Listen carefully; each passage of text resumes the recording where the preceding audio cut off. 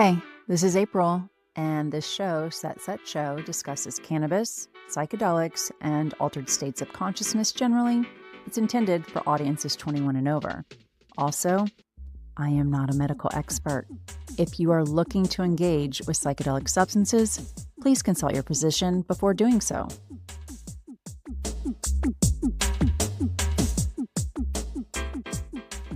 Hi, and welcome back to SetSet Show. I'm April Pride, your host and the CEO of SetSet, which is a resource for everybody curious to safely explore cannabis and psychedelics and learn more about their therapeutic potential. Today, I'm so excited to introduce Bonnie Wan, who is a creative force and the author of The Life Brief. Bonnie and I met through a women's organization a couple of years ago. She's a powerhouse in brand strategy and came upon The Life Brief when she had her own life crisis in her marriage. This is a resource that she's turned to for over a decade that she shared with others. And at the beginning of 2024, it was published into a hardbound book, which we will link to in our show notes. This episode's a little bit different than our normal episodes. Bonnie walks us through what The Life Brief is about, how it came to be in her life, how she's used it successfully to navigate trying times of change. And the reason I chose to profile Bonnie and her book is because I think when we're talking about psychedelics and creating intention around our consumption, whether it's microdosing or a macrodose, having a blueprint is a very critical way to make the most of your time with these medicines. So I encourage you to get the book, to read the book, create your own life brief, and then move into microdosing. Or begin microdosing and read and work through the life brief as you're doing it and see what comes up. I bet it would be different than if you didn't microdose while you were working through the life brief. Either way, I think these two things, microdosing psilocybin and the life brief, were destined to be tools used together for anybody who is feeling stuck and looking ahead and wanting a new way, new path forward, and wanting it to be their own and a life that they've intentionally built. If you are interested in microdosing, I encourage you to check out SetSet's 12-week microdosing protocol, which was written by a clinician and is intended to help you personalize your protocol. It's everything you need to learn how to microdose safely and effectively. So you can bundle our 12-week protocol with our ultimate psilocybin guide, also written by a clinician, and goes through candidate criteria, history, science, dosing, everything you need to get started with this powerful medicine. So please join me and listen as Bonnie walks through the life brief.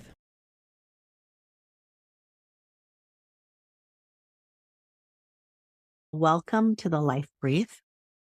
It's a practice for courageous living, creative, courageous living is what I call it, because it's a practice for looking at our lives more expansively with more possibility, especially when we're conditioned often to think that we only ever have two choices. But life is not binary.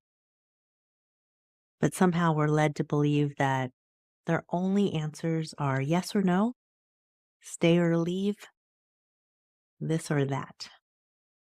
And the life brief is a practice of getting really clear about what we want so that we can start seeing all the possibilities and alternatives available to us in making that real.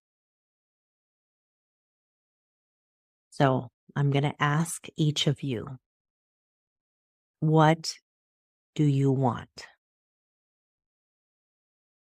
Now, I'm not asking you, what do you feel like?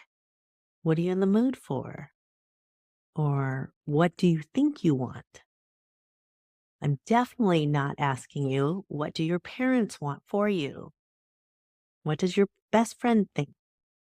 What do your kids need? I'm asking in your heart of hearts, what do you really want, even if you haven't yet allowed yourself to admit it. And if something came up from deep within you, or even popped up or struck like lightning, I want you to write it down without judgment, without restraint, without editing. And that is the fundamental, it's the essential practice of the life brief. If you only take away one thing from this week or this talk, it's that.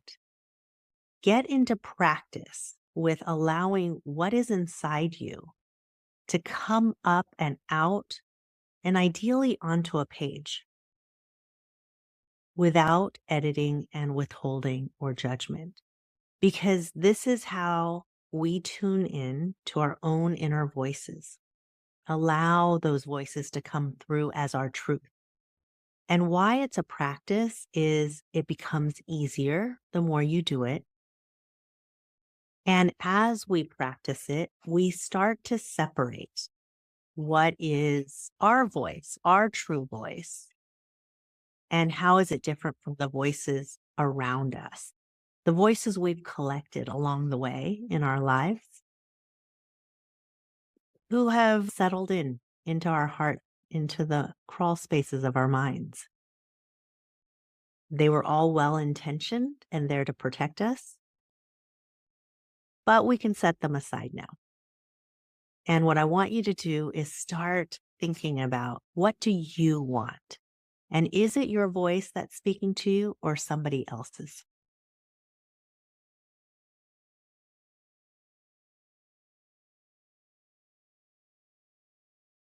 So, what's at the heart of the life brief practice are questions.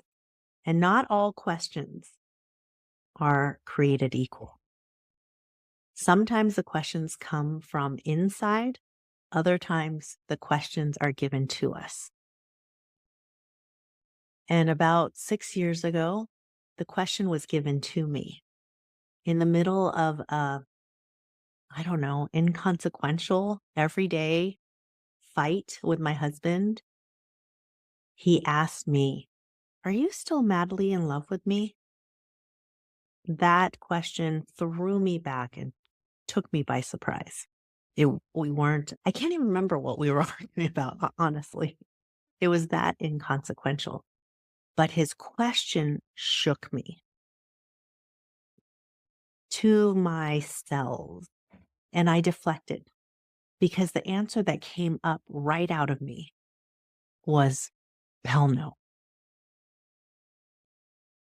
But I didn't dare speak it or say it in that moment. I deflected. I danced. I said, "What do you mean, mad love? What is that, anyways? Is that a teenage thing? Do people who have been married for 17 years, have 4 kids, have moved 3 times, I think 4 by then? That's not even a concept that I can wrap my head around." And of course, I avoided the question. The next day, I flew to Boston for a 3-day new business pitch. Spent all this time preparing, writing, presenting. We landed the pitch, and then I was on my flight home. And something happens when you settle in the quiet. The questions that beckon to be answered rear their heads again. And that's what it did on the flight home from Boston. Am I madly in love? But first I had to answer, do I want mad love? And do I want mad love with my husband? So I broke down the question. I got very emotional. It's hard to avoid things when you're on the road or in the air, alone, nothing to distract you. And when I thought about, do I want mad love? It was primal. what came up out of me. Hell yes, I want mad love. I couldn't imagine a life where I didn't experience the fire of desire again, or to be the object or subject of desire for someone else. Those flames, that intensity. Of course, I couldn't imagine a life without experience that ever again. So yes, hell yes. Then came the harder question. Am I still madly in love? Do I want to be madly in love with this person I've chosen, who I've been with for 17 years? And I had to break that down into even more questions like, who am I when I'm with him? Who am I when I'm without him? Am I still growing when I'm with him? And is my frustration born out of something unhealthy or unsafe? Or is it born out of the challenges of being stretched, the growth edges? And when it came down to it, it became really clear to me I like myself better when I'm with him. I am more compassionate, nurturing, soft when I'm with him. And in my heart of hearts, yes, I still want to be in mad love with him. But did I think it was possible? No, not at all. And I had to really contend with the fact that what I believed impossible was incongruent with what I really wanted. And just admitting to myself what I wanted, being honest without any sense of knowing how to get it. Maybe that was enough. So, for you in this moment, ask yourself, what do you want? And allow whatever is coming up within you to come out and onto the page. So, why do I do this work? How do I do this work? What makes me relevant to this work? I'm a career brand strategist. I've been doing it for 3 decades. And what that means is I work with companies to make meaning out of messiness, to get crystal clear about the essence of who they are so that they can go after their most audacious ambitions and ideas from that place of clarity of essence. And since I wrote my first life brief for myself, for my family, I've been also teaching individual people how to make meaning out of their messiness in all the various parts of their lives, including relationships. And frankly, everything is a relationship. So whether it be like the story I just told between me and my husband, our relationship, the relationship with someone else, or if it's your relationship to your work, or very meaningfully, your relationship with yourself, or your relationship with a cause or a community that you're really passionate about. Any of those relationships and all of those relationships, I have life briefed about.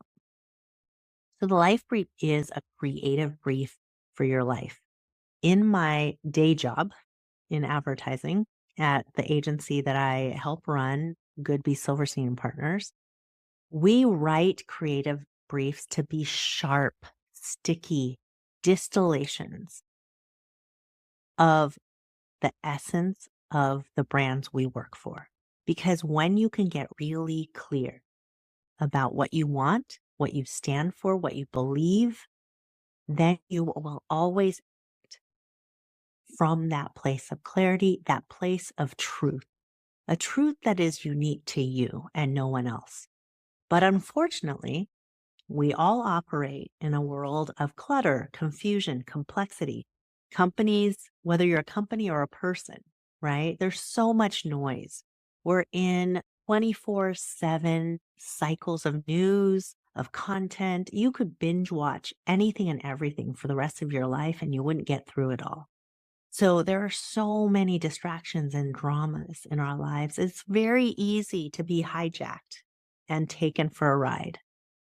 But when you allow yourself the space to get clear and get in touch with your truth, your unique truth, what you really want, then life starts to unfold in really surprising and serendipitous ways, and action becomes automatic.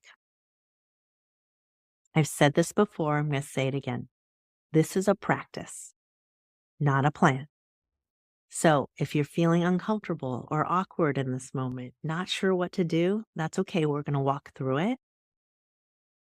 It's a practice. Go easy on yourself. Allow yourself to be messy. This is not a plan. You can plan other parts of your life. You want to throw a party? Plan it. You want to plan a vacation? Do it. You want to do financial planning? Great. But life is not a plan.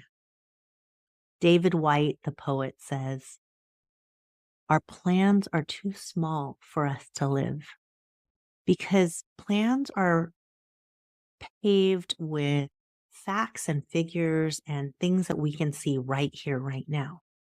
But life is full of surprise and serendipity that we can't imagine or plan for. So again, practice, don't plan. And when you get clear about what matters most, then you can get creative about the life you want. Even if it goes against everything you've been taught or told, even if it goes in a different direction than what others expect of you. That's why it's courageous living.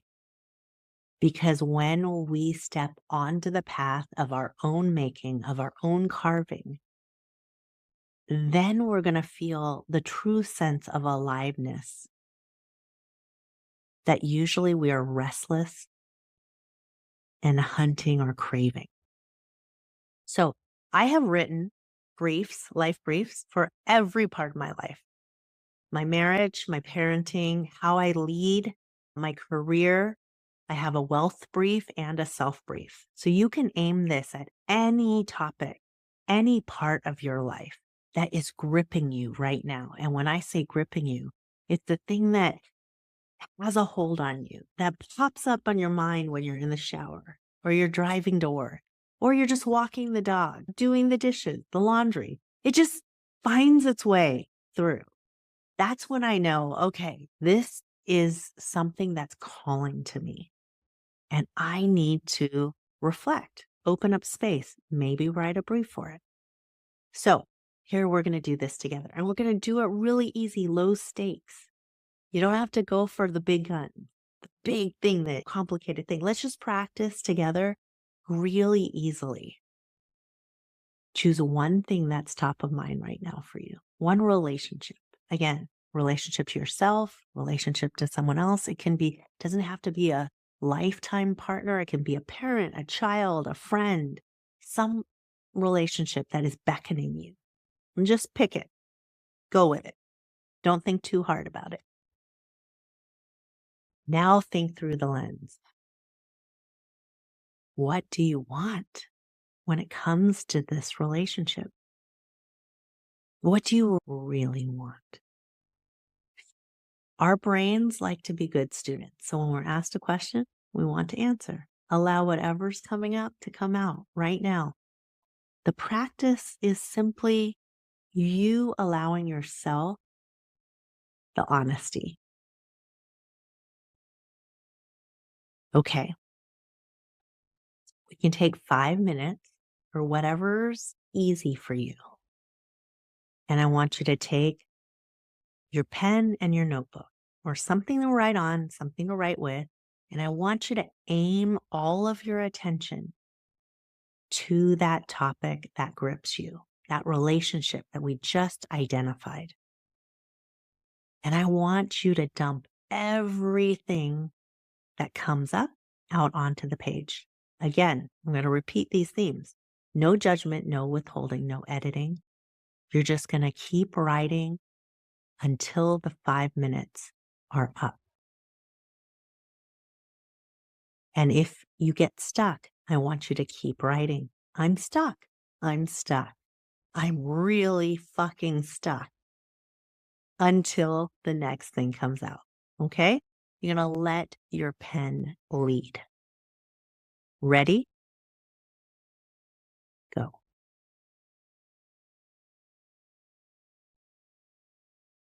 All right. So you just did the foundational practice of the life brief, the brain dump. If you can squeeze out 5 minutes or stretch it to 10 every day for 2 weeks, you will start collecting the ingredients for your life brief. And if you can do that, then we've got the basis for getting a really great brief.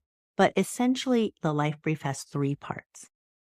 Getting messy so that you can get clear, and then getting active becomes pretty automatic. Here's the thing most people skip. They go straight to action. They skip right over the mess because so many of us have been taught we got to stay clean, stay in the box, don't get messy, don't be messy. Our inner perfectionists, our inner need to be right, to do it right, to do everything right, that gets in the way. But you can't get clear if you haven't generated all the ingredients, brought up all the stuff. Our briefs will be very skinny and thin if we don't go through get messy first. And here's the thing about action. We're such a society and culture with a bias for action. We're hustle culture. We want to be productive, efficient, smart, always on the go. Our to-do lists, our schedules. But the fact is that our actions are often wasted, or they go into confused places, or we're sleepwalking through our actions. But when we get clear, our actions become automatic because our clarity starts guiding the way organically. Our decisions come up right through us. So let's walk through the 3 parts. Let's not skip over the first part, which is the most essential. So getting messy. You've already started. You've asked the question. We're going to keep asking the question, but you've started to write it down. And that's the big part of getting messy. Getting messy is all about curiosity. That's why we start with questions, not answers. And it's putting on a beginner's mind. It's about looking at your own life through a lens of fascination. Look at it through wonder. I know that's easier said than done, but that's why we write. So questions beckon. They stir up what's inside of us and allows us to go deeper. And questions aren't all about getting answers. The simple act of reflecting and generating is momentum forward. So don't be afraid of it. And here's the punch. The answers we seek lie in the questions we avoid. The answers that seem scary. Are you madly in love with me? Because we're terrified about what are the answers that lie on the other side of those questions. And what I have found time and again, and also through others who have taken my workshops, have attended my talks, is that when we allow ourselves to answer the really scary questions, we actually find hope on the other side. And we're surprised by the answers that emerge. They aren't quite what we were so scared of discovering at the beginning. And yes, there is tension. there is agitation, but that's where the good stuff is. I come out of a creative world where tension is where the juice is. In creativity, if it's wallpaper, if it's comfortable, if we all already know it, we'll swipe, we'll skip it. It's only when there's some provocation do we want to watch, engage, lean in. It's the same thing about life. And when it comes to life, I had a great professor who talked about we're driven by two sets of values, our eulogy values and our resume values. Our resume values are exactly that: achievement, outer focused, checked boxes that we want to tell the world that we're good. We're good enough. We want to put it on our resume. We want to shine about it. But our eulogy values are values that are deep, intrinsic values that we hope someone will say to us at our funerals. I know that's a little morbid, but how we want people to remember us. Now, neither set of values, again, we're not in an either or, this or that world. Both matter. And the tension between those two values, that's the agitation. And it's that tension that propels us forward in our work, in how we show up in our relationships, because we want both. But we struggle with which set should be more dominant at any given time. Don't fear or run from the agitation. Lean into it, like I did on that flight home from Boston. Do I want mad love? Do I want it with this person? It was agitating, but ultimately got me to the clarity I so needed. Why do we write? Because writing rearranges the furniture of our minds. This is a line from a poet friend, Roger Housden, who poets just have this magical way of capturing things.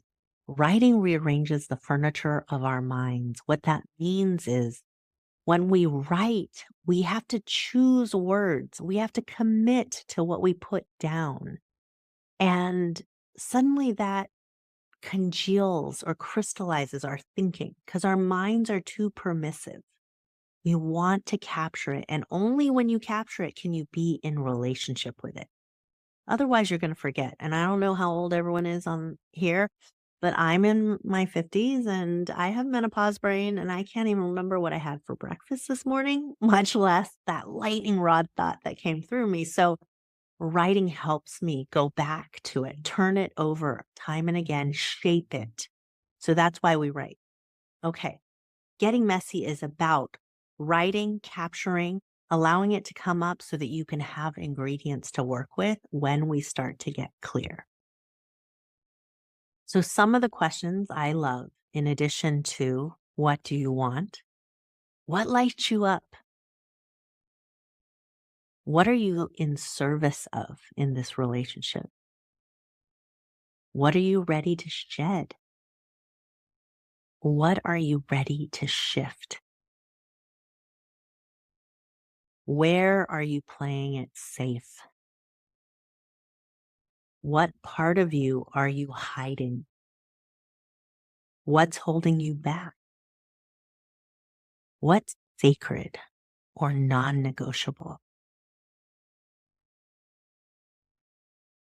Now you might have your own feelings and your own questions that are coming up. Don't deny your own questions, but just know that sometimes things feel darkest just before the breakthrough. So again, that's why we lean into the agitation. Okay. Getting clear. What do you do once you've collected all your brain dumps, answered all your questions, reflected on the page? How do we actually make meaning out of the messiness?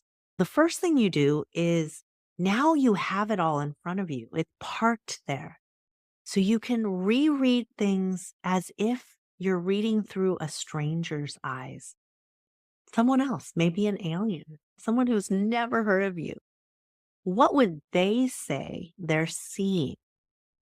in all the ingredients that you've captured, what would they notice? What stands out? What are your enemies or the things that you're struggling against? Where do they see patterns or ahas or insights? And I want you to write those down. And once you have those, then you can start declaring what you want. And that's essentially what a life brief is. And because briefs are exactly that, brief, I try to limit it to 5 things, 5 declarative statements you're ready to make about what you want in this part of your life. For me, it was about my marriage on that flight from Boston. And the headline for my brief was, I am ready to fall madly in love with my husband again. I had also wrote about being ready to be a co-creator of life with him. And what that meant to me was, instead of just being co-parents, co-producers, always working hard, doing the grind, getting the kids what they needed, putting ourselves last, I wanted to co-create, meaning dive into the excitement and energy of ideating together, coming up with new possibilities, generating and building ideas. I also wanted us to start navigating change together with grace and patience. I also wanted us to celebrate each other more, actively show our appreciation for each other. And every line I wrote started with I choose, I am, or I'm ready. Because this is a state of present action. This is not a I hope for. This is not someday we will. This is not a bucket list, a wish list. It's not a to-do list. It is a declaration of what you are ready for in this part of your life right now. Once you have your first draft of these 5 statements, it can be 3, it can be 1. If you're super brief, super sharp, go for it. But no more than 5, because then it becomes a laundry list, not a creative brief or a life brief. And once you have those statements, I want you to push them, and I want you to push them 3 times. So you're going to rewrite them 3 times. The first time you rewrite, you're going to go deeper, more honest. So you're going to really challenge yourself to get nakedly honest. And again, this is a private practice. So this is just between you and the page. But the practice of allowing yourself to go for it in the most honest way that you can.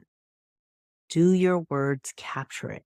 So when you read it back to yourself, have you left things off the table or off the page? The second time you push, I want you to go bolder.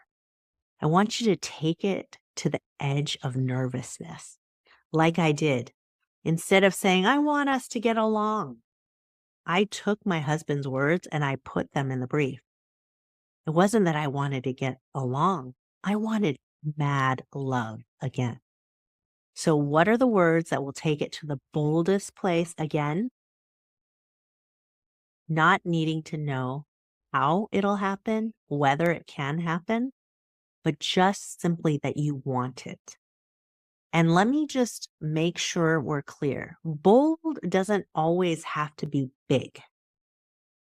Bold for some of us is to slow down, pause, or get off the hamster wheel. So bold can be slowing it way down. Bold is different for each one of us. So what is bold for you? What pushes you to the edge of nervousness? Sharp is about vivid. This is the last push. How can you get more vivid, more evocative? Mad love is a very specific type of love. It isn't gentle love. It isn't slow love. It's mad love, right? So use as vivid of words as you can muster. And once you have pushed it 3 times, name the brief. So there might be a phrase or a set of words in your brief that help you remember it, that tattoos itself onto your mind, into your heart, so that you don't have to read the actual words every time. And for me, clearly, the brief name was Mad Love, right? Every time I thought Mad Love, and it became a brief between my husband and I. When we say Mad Love, we know what we mean. We know the brief that it calls up. It's a reminder for us to get back on that path. You can borrow from lyrics. You can borrow from books. This doesn't have to be original. I just taught a class and somebody used Bjork's song, Big Time Sensuality. That was the name of her brief. And I loved it. I didn't even know what her brief is about, but I can pretty much go there. And everyone in the class, everyone just started talking about big time sensuality. That's what we need. And so her name of the brief came from Bjork, came from somebody else, but it's sticky as heck for her. That's what we want, a tattoo brief name for your brief. And there's mine, a Mad Love. And once you have this, the reason we're pushing our briefs all the way to boldest, sharpest, most honest place is because then we get it to what I call the fuck yes feeling. When you feel fuck yes about your brief, actions naturally fall out.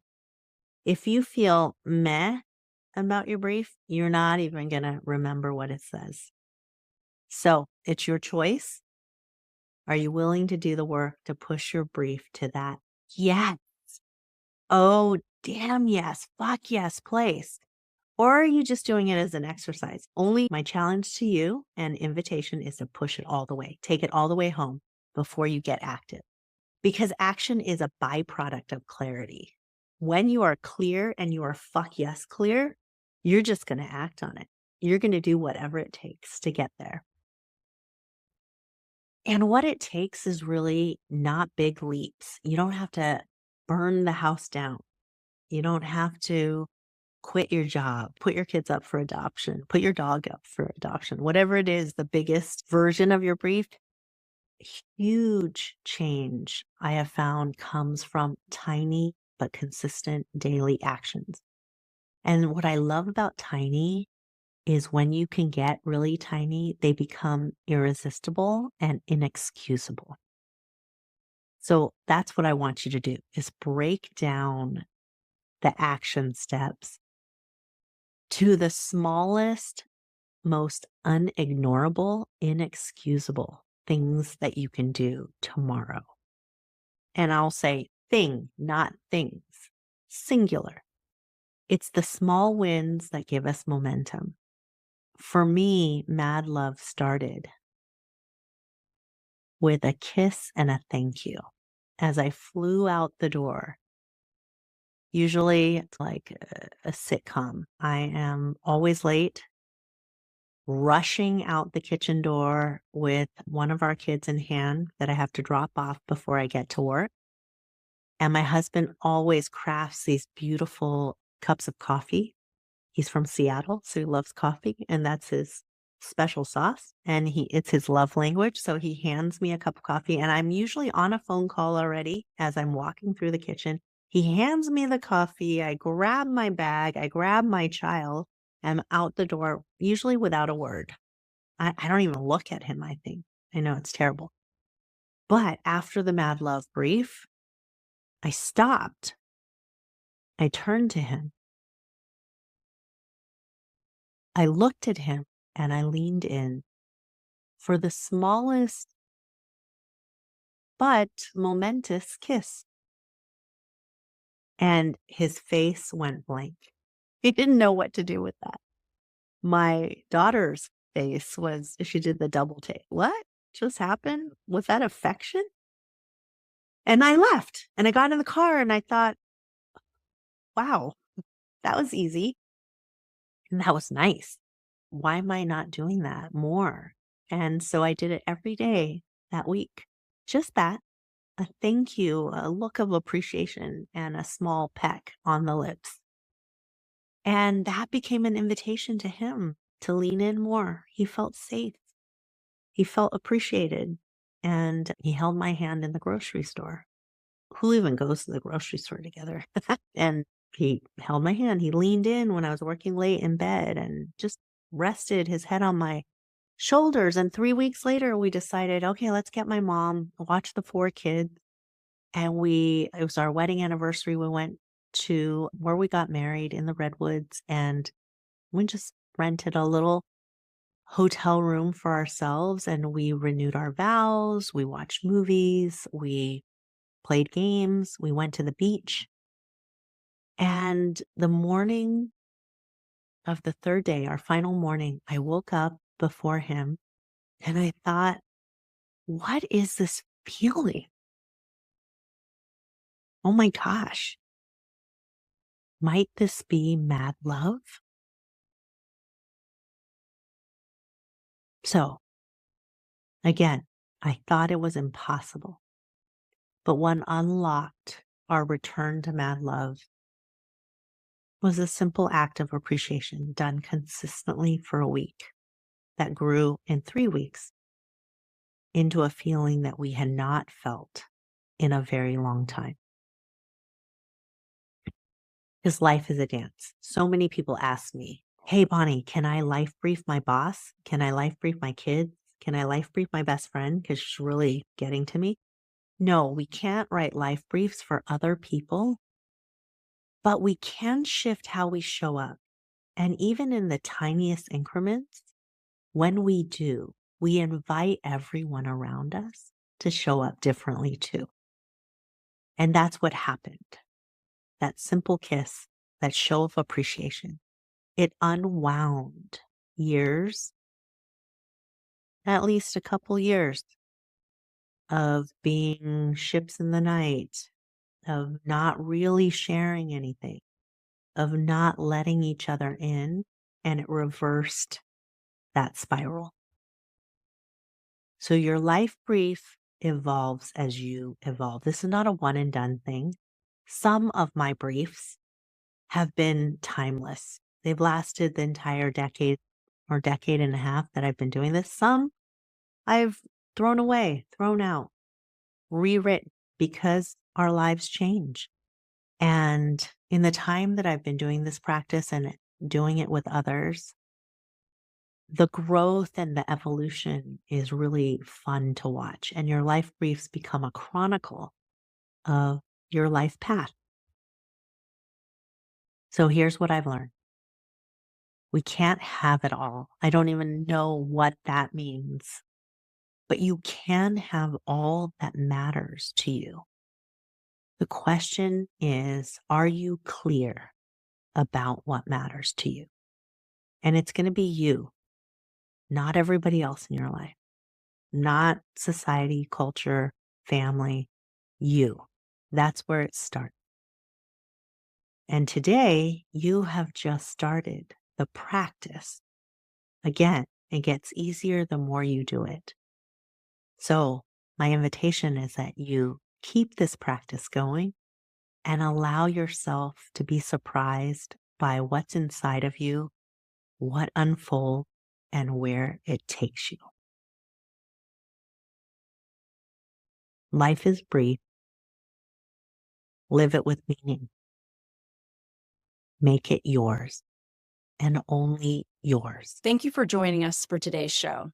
I'm April, and I'll be back the next installment of SetSet Show, where we cover everything you need to have a safe, supported psychedelic experience in the wild.